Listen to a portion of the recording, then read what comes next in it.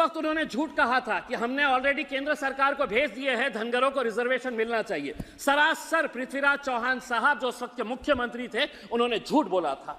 कोई प्रस्ताव नहीं भेजा गया था। अब तो आपकी ही सरकार है, महाराष्ट्र के अंदर भी आप बैठे हुए हैं, केंद्र के अंदर भी आप बैठे हुए हैं, तो ये एक दूसरे के ऊपर इल्जाम लगाने का कोई फर्क यही नहीं है। आपको अगर सही मानों में इंसाफ देना है तो आप दे सकते हैं, लेकिन आप इसी तरह का महाराष्ट्र के अंदर आपको मालूम है कि धनगर समाज,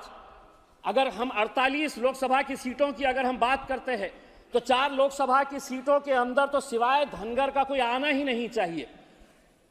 आप अच्छी तरह से जानते हैं, बारामती पूरा टोटल उनका इन्फ्लुएंस है, माढ़ा पूरा टोटल धनगर समाज का आना चाहिए, शोलापुर, सतारा, ये 4 लोकसभा की सीटें, 288 विधानसभा की सीटों की अगर हम बात करते हैं तो कम से कम 35 से 40 विधानसभा की ऐसी सीटें हैं जहां पर